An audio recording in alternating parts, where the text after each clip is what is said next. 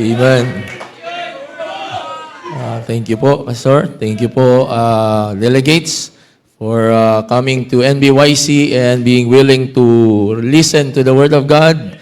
At nawauwi tayo lahat may hamon ng salita po ng Diyos. Let's open our Bible. Let's all stand up, please, and open our Bibles in the book of Genesis. And then we'll turn to the book of Mark. Genesis chapter 1. At ang naitalaga po sa akin is, the topic is redeemed from identity crisis.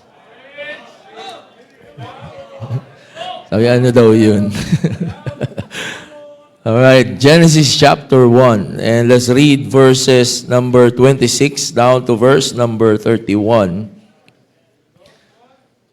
And then we'll turn to the book of Mark, chapter number 2. Alright, nandiyan na po kayo? Amen? Let's read this responsibly. I'll read verse 26, you read verse 27, hanggang makarating tayo sa verse 31. Verse 26, "And God said, Let us make man in our image, after our likeness, and let them have dominion over the fish of the sea, and over the fowl of the air, and over the cattle, and over all the earth, and over every creeping thing that creepeth upon the earth."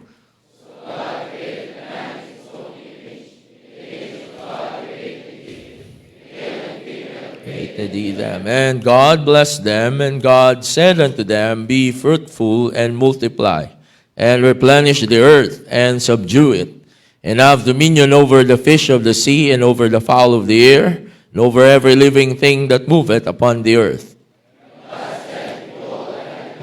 Every herb bearing seed, which is upon the face of all the earth, and every tree in which is the fruit of a tree yielding seed, to you it shall be for meat. And to every beast of the earth, and to every fowl of the air, and to everything that creepeth upon the earth, wherein there is life, I have given every green herb for meat, and it was so.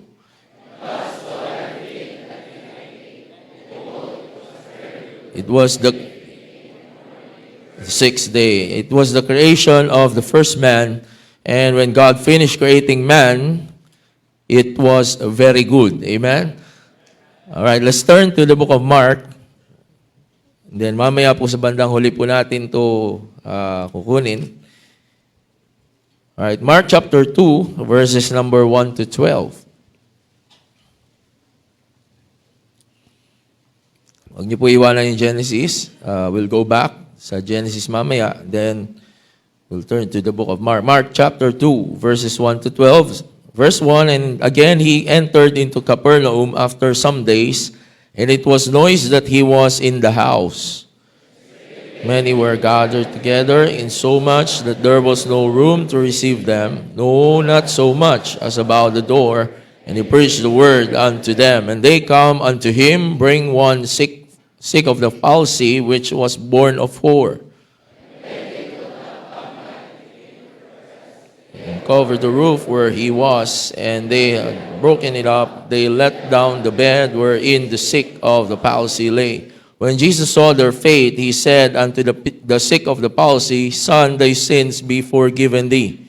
But sitting there and reasoning in their hearts, Why doth this man thus speak blasphemies? Who can forgive sins but God only?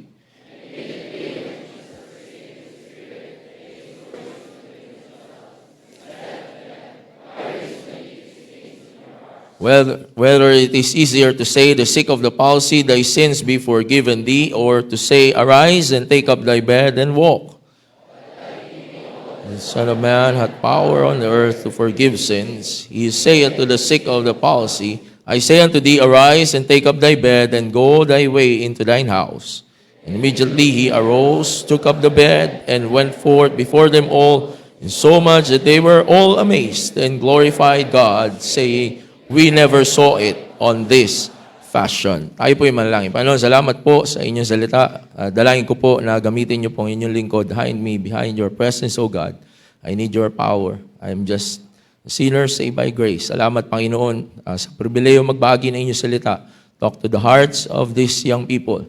Kung may higit na nangangailangan ng inyong salita, sa kalagitnaan po namin ngayon, ibigay niyo po ang pangungusap sa Kanya through the Holy Spirit. At dalayan ko po, Panginoon, makita po ng bawat isa ang aming pong katayuan sa inyong harapan. And thank you for the salvation, the gift of salvation, eternal life, and a new life na binigay niyo po sa amin bilang mananampalataya. Tawad po sa aming mga pagkukulang. Pagkakasala sa inyo, sa pangalan ni Jesus, ito po aming dalangin. Amen, amen. Thank you. Please be seated.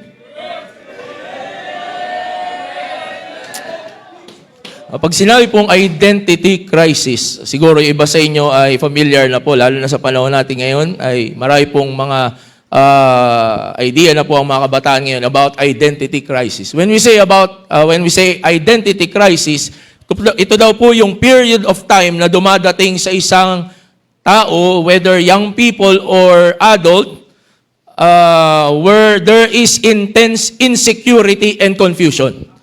Ibig sabihin, hindi ka napapanatag doon sa kalagayan mo, maybe you want something more, o kaya hindi ka, parang hinahanap mo yung sarili mo, you are confused kung ano talaga yung buhay na mayroon ka. The main effects niya sa atin, sa mga nagkakaroon ng identity crisis is, you question your role, kung ano ba ang dapat mong gawin, kung importante ka ba, lalo na sa mga tao sa paligid mo, you seek for your importance. Yung iba naman, they worry about their future, ano ang mangyayari in the future sa buhay ko na ito.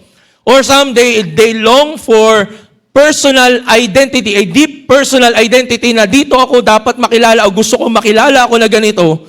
At parang hindi siya satisfied pag hindi siya nakilala sa gusto niyang pagkatao. Now, ano po ang effects niyan? Now, the simple effects ng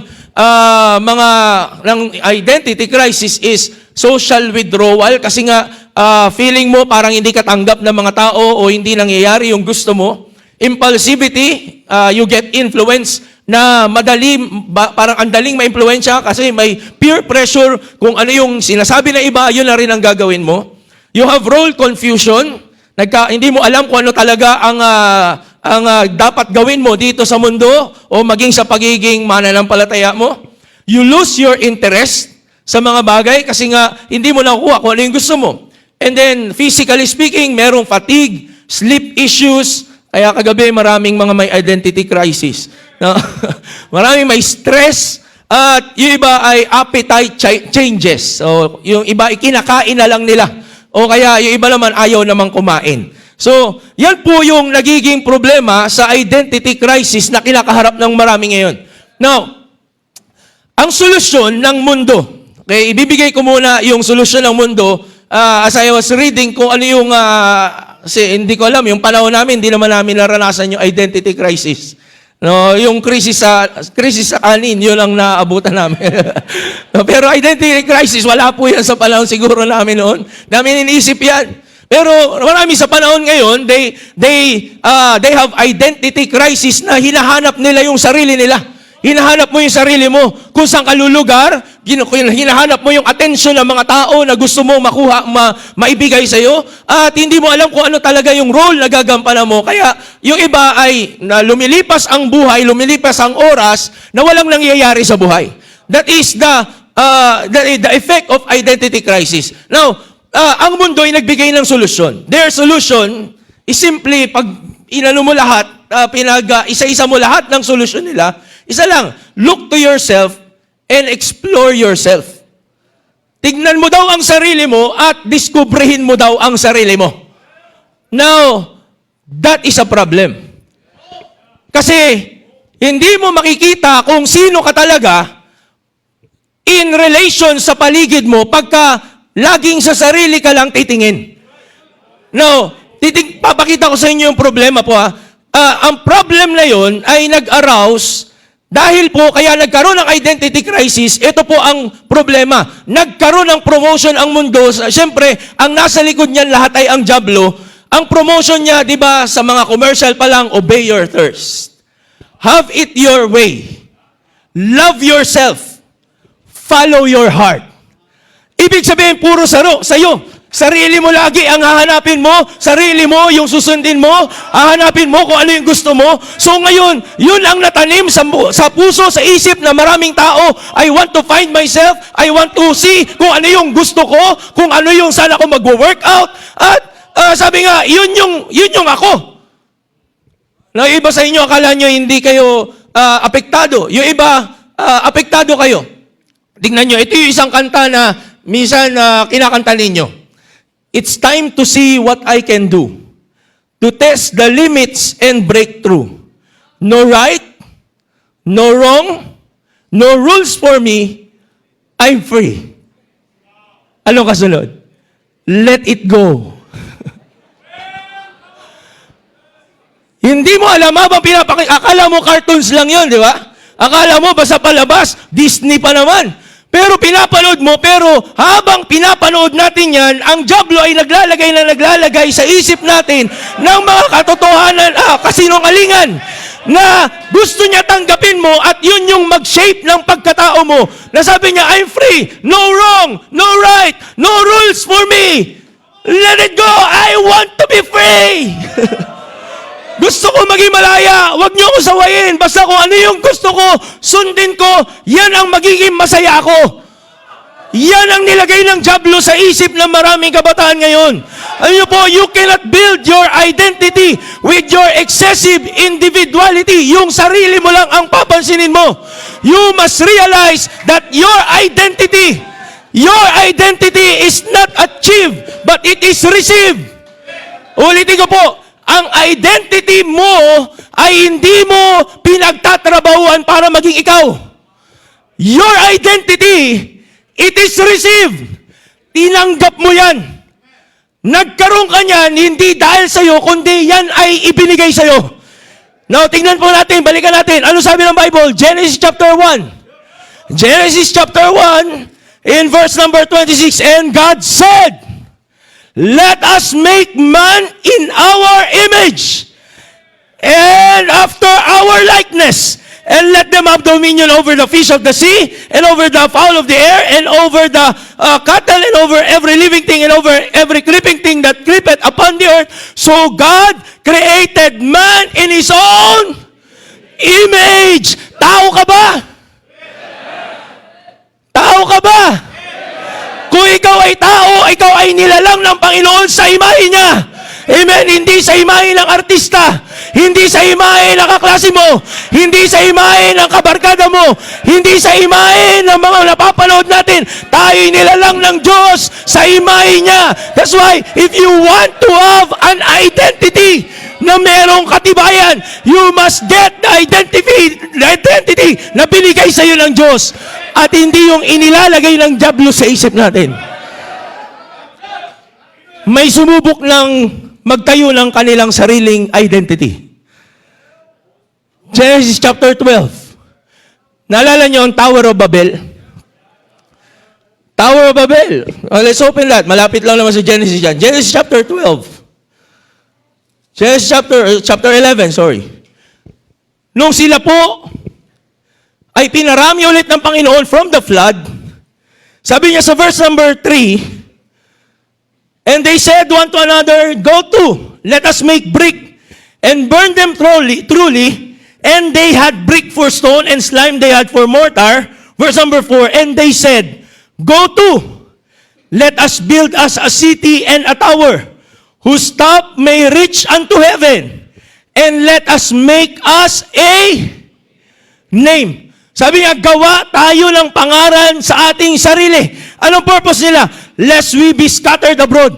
Baka magkalat-kalat. Baka wala tayong maging magandang future. Let us build us a name. They made identity for themselves. Ano ang resulta? Verse number 8. Sabi ng Bible, so the Lord what? Scattered them abroad from thence upon the face of all the earth, and they left off to build the city. Ang katapusan, wala rin silang naitayo. Ang katapusan, they have scattered life. Hindi rin sila nakapag-build ng pangalan. Kung sila'y sumunod lang sa Diyos, na ito ang gusto ko, ito ang plano ko, ako ang gumawa, ako ang nagbibigay ng direksyon sa inyo, maybe they have been stronger sa kanilang identity because they are identified everybody with God. Pero tingnan nyo, nagkalat-kalat sila na wala ang identity ng Diyos sa marami sa kanila. Why? They built their own identity. Now, let's go back to the principles, Genesis chapter 1. Now, ilang mga principles lang ito. This is not the challenge still. Pero kung ikaw ay nilalang ng Panginoon, kung ikaw po ay mananampalataya, you must accept that you are created by God. Hindi ka galing sa kawayan. Hindi ka rin po galing sa unggoy. Kahit mo amoy unggoy o kaya yung katabi mo ang unggoy. Pero hindi ka galing sa unggoy. You are created by God. Amen? Nilalang ka ng Panginoon, ibig sabihin siya ang nag-design sa'yo. Amen? So when God designs, ano sabi niya doon sa verse 31? And after He created everything, it was very good. Di ba? Minsan ka na nga lang makatanggap ng very good, ayaw mo pa. Nung nilalang ka ng Panginoon at pag natanggap mo yun na ikaw ay nilalang ng Panginoon, you are very good. Bakit? May ilalagay ng Diyos sa tama yung identity ng buhay mo. Yung personality mo. You are created by God. Then you are a man and not an animal. Tandaan niyo po yun. Ikaw ay tao, hindi ka hayop. Kaya hindi ka dapat, meron kang isip na nilagay ng Diyos dyan. Hindi dahil sinabi sa iyo, sundin mo, tikman mo, gawin mo, ay gagawin mo. Bakit nilagyan ka ng isip ng Diyos? You are a man and not an animal. Pangatlo po, you are social and not individual. Di ba sabi ng Bible, go and multiply. So hindi kalooban ng Panginoon na maghapon ka na sa loob ng kwarto, nakakulong ka doon, nagsiselfon, at yun na yung buhay mo. That is not your identity. Tandaan niyo po, ang identity natin, God wants us to relate to one another para makita ang testimony ng Diyos sa ating pong buhay. Amen? Kaya wag kang magpadaya sa dyablo na sinasabi ng dyablo, kasi introvert ka. Marami po, sabi nila, ito kasi ang personality ko. Hindi talaga ako marunong makipag-socialize. Ano gagawin mo? Ikukulong mo yung sarili mo? Ano sabi ng Panginoon? Go, multiply, replenish the earth. Punuin yung mundo, makipag-fellowship kayo, makipag-usap kayo. Yung kasama mo nung Monday, yun na rin ang kasama mo kahapon, yun pa rin ang kasama mo ngayon. Wag mong isipin na ikaw lang ang mag-isa sa mundo. Bakit may sarili kang mundo? Pero hindi lang ikaw. You are not just an individual, you are social. And then you have a body given by God. Di ba nilikha ng Panginoon ang katawan ni Adan? Winangis niya. At ganon din yung kay Eva. No, tandaan niyo po, your body is given by God. Kaya hindi nagkamali ang Diyos sa katawan na binigay niya sa'yo. You will have an identity. Tignan mo pa lang kung ano yung katawan mo. Kung hindi mo alam kung babae ka o lalaki ka, tignan mo sa salamin yung katawan na binigay sa iyo ng Panginoon. At malalaman mo, yan ang identity mo, hindi ka na maghahanap ng ibang identity. Kaya kung lalaki ka, hindi mo pa practicing kumembot. Kung babae ka, hindi mo sasanayin na manuntok o maging brutal. Because you are given a body by God. Nalala niyo po? So you are given a body and then you are not an accident. Walang aksidenteng nabuhay dito. Lahat yan ay nasa kalooban at plano ng Panginoon. Kaya wag mo isipin na parang aksidente ka lang kaya nandito. O kaya hindi planado ng Panginoon. You are here with a purpose. And then one day, last principle is you will be accountable. Magiging accountable, sisingilin tayo ng Diyos sa buhay na mayroon tayo. Ano sabi ng Bible? We shall all appear before the judgment seat of Christ. Now, given those principles, ang tanong, ngayon, do you know your identity? Kilala mo ba yung sarili mo at dyan ka ba nabubuhay kung paano ka nilalang kung ano yung identity binigay sa iyo ng Panginoon? You will be whom you will worship. Magiging ikaw kung sino yung sinasamba mo. Kung sasambahin mo yung artistang napapanood mo, yun ang gagayahin mo. Hindi kayo maniniwala, nagsusoul winning kami doon sa Bicol, andun kami sa pinakadulo ng isang maliit na municipality, nandun sa pinakadulong sityo, tapos paakyat pa ng bundok, pag kumatok ka doon, tao po, pagbukas, ay isang babae na may lipstick. Anong gagawin ng lipstick doon sa gitna ng bundok? Saan niya nakuha yun? Na lagi, araw-araw, kahit nasa loob ng bahay ay may make-up. Saan niya nakuha yun? Doon sa napapanood, sa cellphone, o kaya doon sa TV. Yun ang pinayagan niya na mag-shape ng kanyang identity. Kaya nga po, tandaan natin mga kapatid, ang napakahalagang ma-realize natin, kung sino yung ating sinasamba, yun yung magiging identity natin. Tingnan niyo sa Psalms, chapter 115. Psalms 115. Psalms 115, verse number 4 and 8. Tayo ng Bible, verse number 4, their idols are as silver and gold, the work of men's hands. They have mouths, but they cannot speak. They have eyes, but they see not. They have ears, but they hear not. Noses have they, but they smell not. They have hands, but they handle not. Feet have they, but they walk not. Neither speak they through their throat. Verse number 8, they that make them are like unto them, and so is everyone that trusted them. So kaya po, yung sinasamba ng tao, katulad nila, they have idols, yun ang nag-shape ng kanilang pamumuhay. Ang Diyos nila'y patay, ang kanila pong conviction sa tama at mali ay patay. Pero ang ating Diyos ay buhay. Kaya nga kung buhay ang Diyos mo, dapat buhay din ang nagtatrabaho sa puso natin. Now, if you are caught with that problem of identity crisis, now let me give you a simple solution. Let's go to Mark chapter 2. Mark chapter number 2, and let me give you a simple solution kung paano mo mabibuild ang identity mo. Now, pwedeng hindi lahat tayo may problemang ganyan. Pero, kung yan ang isang problema, kung ano yung hindi mo alam kung ano yung gagawin mo sa buhay mo, simple lang. Nakalagay po yan sa Bible. Mark chapter number 2. Let me get your attention sa simpleng istorya nangyari dito that when God gave His identity sa isang tao, yun yung nagbigay sa kanya ng maayos na kalagayan sa buhay na ito. Now, let's go to Mark chapter number 2.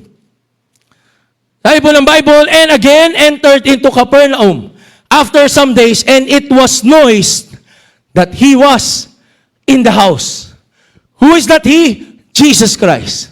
Let me encourage you this morning, young people, kung hindi mo alam ang gagawin mo sa buhay mo, you lose your identity, o kaya gusto mo ng attention, let me remind you, first of all, Jesus is in the house.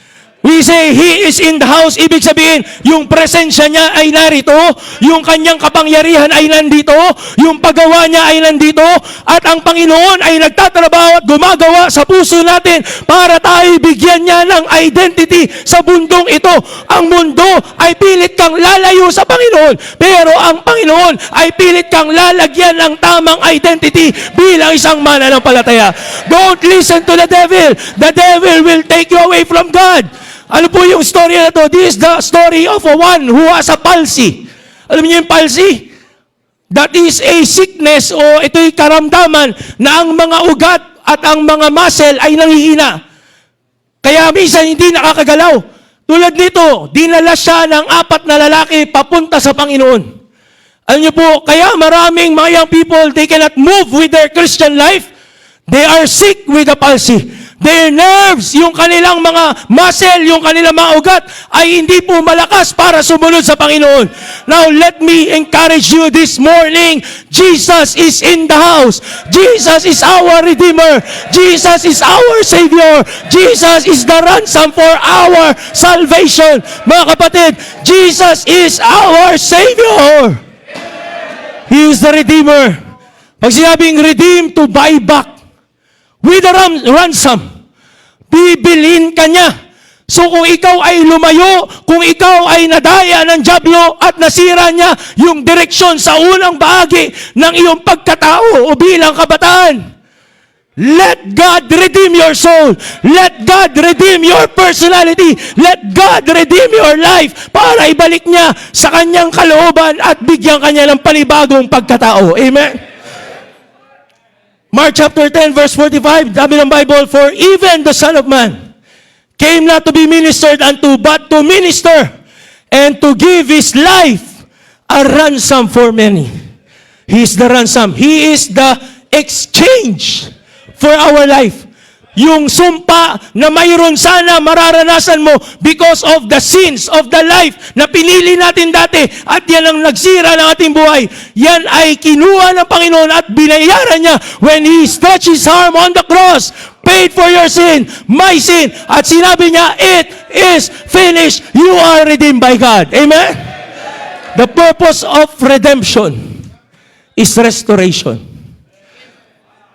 Ang pinakadahilan kaya kanya gustong bilhin, He wants to restore you. Gusto niyang ayusin yung matagal na nasira. Ano yung nasira? Yung pagkakalalang sa iyo ng Panginoon that you were created in His image. Na dapat sana ang iyong buhay ay reflection ng buhay ng Diyos na naglalang sa iyo. Pero matagal na panahon, hindi mo nire-reflect sa school mo, yung kanta ng mga kaklase mo, kakanta mo na rin. You do not reflect the image of God, our Father. Yung po kanilang pinupuntahan, yung kanilang pasyalan ay pasyalan mo na rin. Yung damit mo ay damit mo na rin. Yung kaibigan nila ay kaibigan mo na rin. Yung laro nila ay laro mo na rin. You lose the image of God in your life. But God is so good that He wants to redeem you. Gusto niyang bilhin ulit ang iyong pagkatao at ilagay sa maayos ang iyong pagkatao bilang isang anak niya, mananampalataya. God wants to give you a new identity. Kaya hindi mo na kailangan isipin ano yung gusto ng mundo, ano yung gusto ng kaklase ko, ano ba yung damit nila, saan ba sila pumupunta, ano yung music nila. You don't have to worry about that. You just have to learn how God wants you to be as a Christian. At pagka nalaman mo yan, you can build a good identity of your Christianity. Amen? Makakapagtayo ka ng magandang identity. Hindi katulad ng identity ng kaklase mo. Na alam mo, isang araw babagsak yun. Isang araw ay hihingi ng tulong sa'yo. Sis, nakalunok ako ng bola. Imagine that. Kakato ka sa mga bahay, 14 years old, 15 years old, 16 years old. May dalang bata. Ano yan, kapatid mo? Anak ko po. Naku po.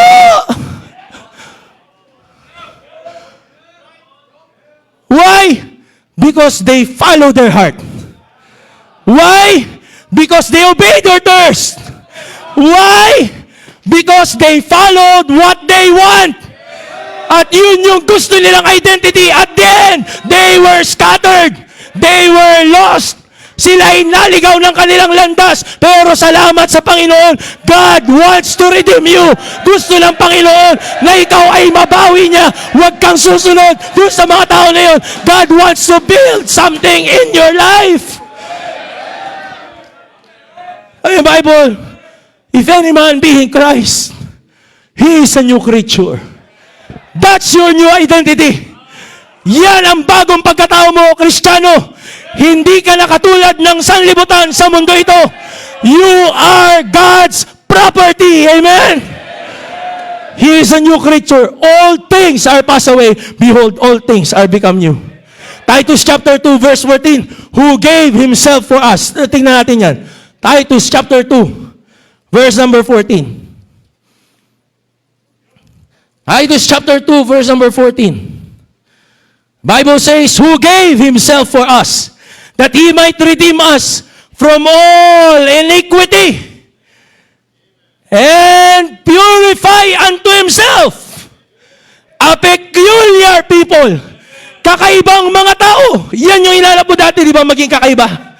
Ito, sabi niya, kakaiba ka pagka ikaw ay na-redeem ng Panginoon. Kinuha ka niya, niligtas ka niya, at siya ang hahayaan mo mag-shape ng buhay mo. He will make you a peculiar people, zealous of good works. That's your new identity. Let me see, or you see, there is the Savior. Pero ibabalikan niyo po, ang maganda mga kapatid, sabi ng Bible, Mark chapter 2, verse number 2, and straightway many were gathered together because they know the power of God. Number 2 is the seekers. May mga taong nakakaalam ng tunay na kapangyarihan ng Diyos. Kaya hindi lang ikaw mag-isa ang pwedeng trabahuhin ng Diyos. Yung katabi mo, kaya rin niyang ayusin ng Panginoon. Hindi ka lang mag-isa. There are many people who pressed.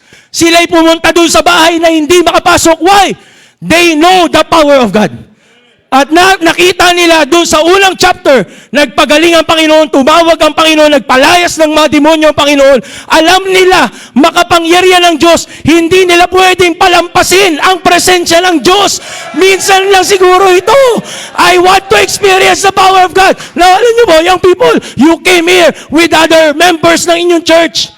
Now you see, ito, ang daming pumunta dito. Why? Because many of us believe the power of God to redeem everyone from any sin. Hindi ka mag-isa na naniniwala sa Diyos.